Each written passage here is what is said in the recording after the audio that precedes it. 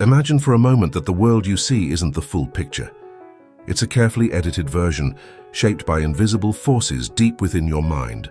What if the routines you follow, the beliefs you hold, and even the fears that keep you up at night are not truly yours, but echoes of a conditioning you never chose?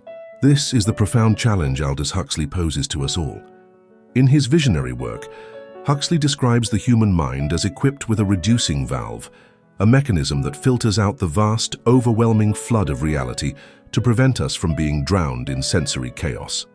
Drawing from the insights of philosopher Henry Bergson, Huxley explains how this valve narrows our perception, allowing us to focus on survival, but at the cost of missing the deeper, more vibrant layers of existence. Think about it. How often do you pause to question what you're really seeing? Neuroscience today echoes this, with studies on selective attention showing that our brains ignore up to 90% of incoming stimuli to maintain efficiency. Yet this efficiency comes with a price. It's the root of our illusions, the birthplace of our limitations. Consider the child, wide-eyed and open to the world, absorbing everything without judgment. As we grow, society steps in, molding us through education, media, and cultural norms. Huxley warns that these influences create a mind-forged manacle, to borrow from William Blake, binding us to a scripted life. Psychologists like Carl Jung speak of the collective unconscious, a reservoir of archetypes and inherited patterns that shape our reactions without our awareness. In modern terms, it's like the algorithms on your social media feed, curating content that reinforces your existing views, trapping you in an echo chamber of the self. But here's the invitation. What if you could widen that valve? What if, by simply observing your thoughts, you began to reclaim the full spectrum of reality? Viktor Frankl, survivor of the Holocaust, reminds us that between stimulus and response lies our power to choose. In that space, freedom is born. This isn't just philosophy, it's practical wisdom for everyday life. Take your relationships. How many conflicts arise not from the events themselves, but from the stories we tell about them? Huxley urges us to see through the veil of conditioning. He points to Eastern traditions like Zen Buddhism, where mindfulness practices dissolve the ego's grip. Alan Watts, a contemporary interpreter of these ideas, describes the self as a skin-encapsulated ego, isolated and illusory. By questioning, "Who am I really?" we start to peel back the layers. Fear, that constant companion, often stems from this narrowed perception. It's not the unknown that terrifies us, but our mind's projection of catastrophe onto it. Neuroscience backs this. The amygdala, our fear center, activates based on past patterns, not present reality. To break free, Huxley suggests introspection. Sit quietly, watch your breath, and notice how thoughts arise and fade like clouds in the sky. Society today amplifies this narrowing. With endless distractions, notifications, pinging, ads promising fulfillment, we're lulled into a trance of consumption. Huxley predicted this in Brave New World, where soma, a drug of distraction, keeps people complacent. Today it's our screens, our busy schedules, that serve the same purpose. But awakening is possible. Maslow's hierarchy culminates in self-actualization, a state of peak experiences where the filters dissolve and we touch the transcendent. Kierkegaard calls it the leap of faith into authenticity. Start small. Next time anxiety hits, ask, is this thought true or just a habit? Compassion is key here. Self-compassion, as Kristin Neff researches, softens the inner critic, allowing growth without shame. As we delve deeper, remember that life isn't happening to you, it's happening through you. Your perception shapes your world. Huxley quotes William James, "The greatest discovery of my generation is that human beings can alter their lives by altering their attitudes of mind. So, why not experiment?" For the next week, practice awareness. Note 3 things you usually overlook each day: the texture of your coffee cup, the sound of wind in trees, the subtle shift in your mood. This expands consciousness, revealing potentials you never knew existed. In doing so, you honor Huxley's call to live fully, beyond the confines of the ordinary mind. Now let's gently turn our gaze inward to explore the profound enigma of identity. Who are you, truly and deeply, beneath all the accumulated labels, roles, and expectations you've gathered over the years? Huxley boldly posits that our sense of self is far from a fixed, solid entity, but rather a fluid and ever-changing construction, meticulously built from the invisible bricks of unconscious influences that shape us from birth. From early childhood onward, we're subtly scripted by well-meaning parents, authoritative teachers, and influential peers, internalizing powerful narratives that define our perceived worth, our apparent capabilities, and our supposed place in the larger world. Carl Jung's insightful concept of the persona, the polished social mask we all wear to navigate society, aligns perfectly with this view, effectively hiding the true, authentic self behind carefully constructed facades of acceptability and conformity. But what if this entire identity you've clung to is just a malleable story, one that's fully editable at any moment you choose? Rhetorically, I pause to ask you directly, how much of what you call you is truly original and self-created, and how much is unknowingly borrowed from the vast collective dream of humanity? Fear of meaningful change often keeps us firmly locked in these familiar yet confining prisons of the self. We desperately cling to outdated self-images and stories because the unknown aspects of a deeper self feel inherently threatening to the ego. Huxley, deeply influenced by ancient mystical traditions from around the world, views this clinging as a tragic and unnecessary limitation on human potential. He actively encourages us to dissolve the rigid ego through consistent practices like meditation, where a detached observer naturally emerges, free from identification with fleeting thoughts and emotions. Echoing the radical teachings of Jiddu Krishnamurti, who famously declared, "Truth is a pathless land," Huxley reminds us emphatically that no external authority or guru can ever truly define us. We must courageously discover our essence ourselves through direct inquiry. In the field of psychology, Carl Rogers' innovative person-centered therapy places strong emphasis on offering unconditional positive regard, thereby fostering the organic growth of a genuinely authentic self, free from judgment. Yet in our relentlessly fast-paced modern world, filled with constant demands, we rarely take the time to pause for such vital inner reflection. Distractions abound everywhere, relentlessly pulling us away from the quiet, subtle voice of truth within that waits patiently. Consider carefully the real impact this has on your daily decisions. How many important choices do you make stemming primarily from fear rather than genuine desire or inner calling? Is a career pursued mainly for financial security, a relationship quietly endured out of sheer familiarity? These are classic symptoms of an unexamined and rigid identity that limits fulfillment.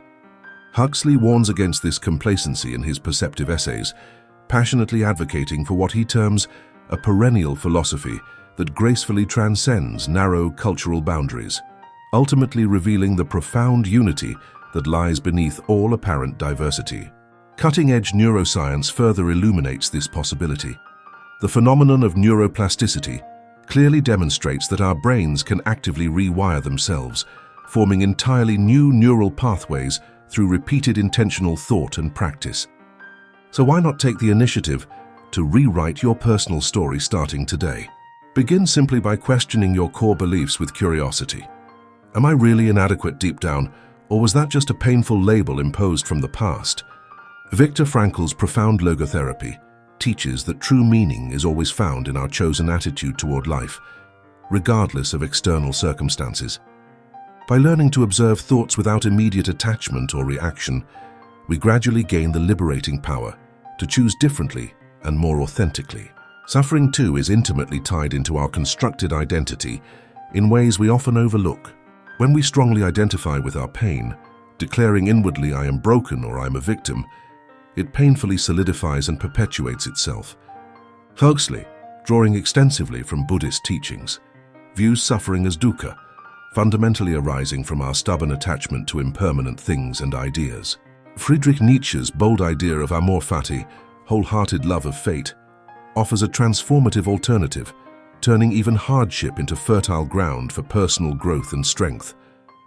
In everyday practice, this means learning to embrace discomfort as a wise teacher, rather than an enemy to avoid. Modern research on resilience, such as Angela Duckworth's groundbreaking work on grit, strongly supports building greater tolerance through gradual mindful exposure to challenges. But genuine compassion must temper. Diving deeper, we confront suffering, not as enemy but as signal from our depths calling us to awareness. Huxley asserts much pain arises not from events, but from stories we weave around them. Inherited from family, culture, trauma, these narratives color experience, turning neutral occurrences into tragedies. A rejection becomes proof of unworthiness. Jung's shadow projects unacknowledged parts, causing discord. But what if suffering is optional, a product of resistance rather than reality? Huxley, inspired by mystics, views pain as catalyst for awakening. In The Doors of Perception, altered states reveal suffering's illusory nature. Frankl reframed camp horror into purpose, teaching we control response. Rhetorically, how often do you pause mid-suffering to ask, what story am I telling here? CBT challenges distortions to reduce distress. Yet society promotes avoidance. Pills, entertainment, busyness weaken our ability to face pain directly. Resistance amplifies suffering. Huxley draws from Taoism. Flow with life like water. Nietzsche. What doesn't kill me makes me stronger. Observe sensations without labeling. Tightness in chest, not I'm anxious forever. Kabat-Zinn's MBSR reduces chronic pain by shifting perception. Self-compassion heals wounds, fueling stories. Neff's research shows kindness boosts resilience, turning suffering into wisdom. Childhood imprints often seed these tales. A critical parent plants not enough, blooming into adult insecurity. Huxley advocates reparenting through awareness. Krishnamurti's choiceless awareness dissolves patterns via non-judgmental watching. In relationships, suffering manifests as projection, blaming others for our unresolved pain. Huxley envisions enlightened bonds free from ego games. Practice active listening, seeing humanity beyond filters. Modern life's pace exacerbates suffering. Constant stimulation leads to burnout. Huxley predicted this overload. Counter it with simplicity. Unplug, walk in nature, breathe deeply. Maslow's self-actualizers transcend ego needs, finding joy in being. When observed, suffering transforms. It burns away illusions, revealing clarity. As Rumi says, the wound is where light enters. Rewriting stories empowers us. Identify triggers, trace origins, craft alternatives. From failure, I learn. Neuroscience confirms repeated affirmations build new paths. Huxley ties this to consciousness expansion. As awareness grows, suffering shrinks. Ultimately, integrate pain rather than eradicate it. Life becomes richer and deeper. Finally, we arrive at the very essence of it all.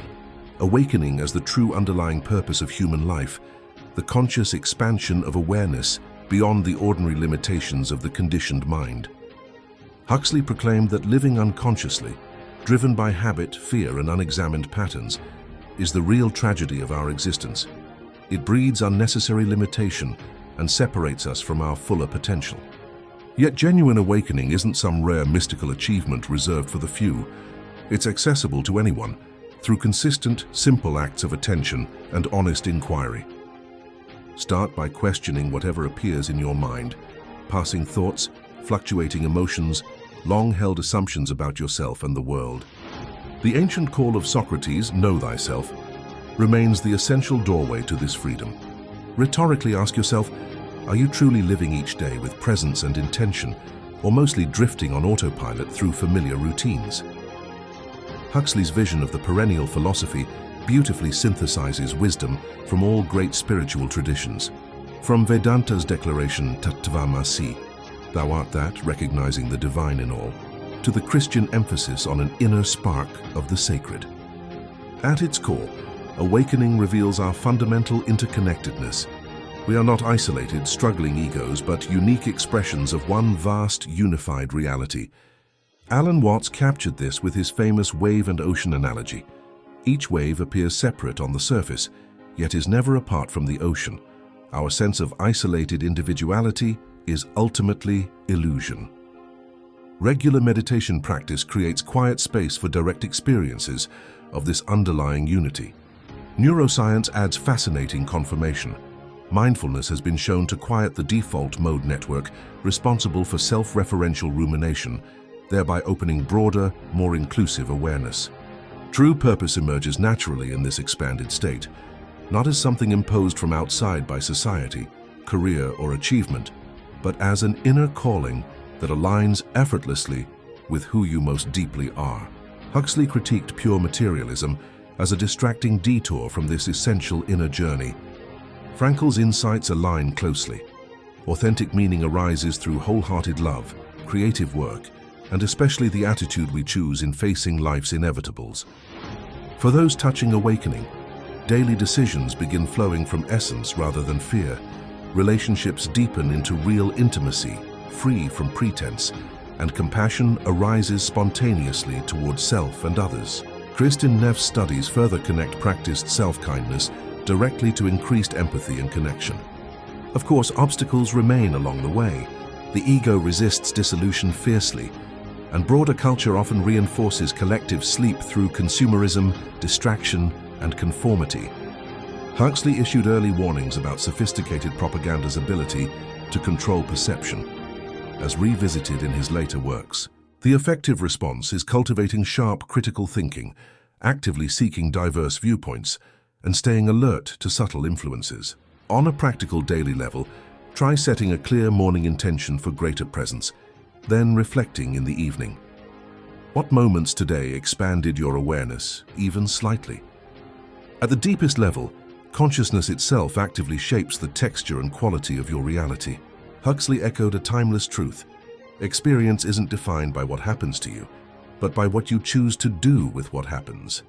Commit to observing without immediate reaction, choosing responses aligned with your values, and creating intentionally. Life gradually transforms into a conscious work of art. Through sustained awakening, chronic fear softens into open curiosity about the unknown. Persistent suffering alchemizes into wisdom and growth, and rigid identity expands into boundless freedom and possibility. This inner journey has no final endpoint. It's beautifully infinite, yet every mindful step reliably widens Huxley's reducing valve, steadily unveiling more layers of beauty, untapped potential, and genuine connection in the world within and around you. You alone hold the power as architect of your experienced reality. Wake up fully, embrace the process with patience, and begin participating consciously from this moment onward. As Aldous Huxley continues to remind and inspire us across generations, the immense universe patiently awaits your complete, awakened engagement in its eternal unfolding dance.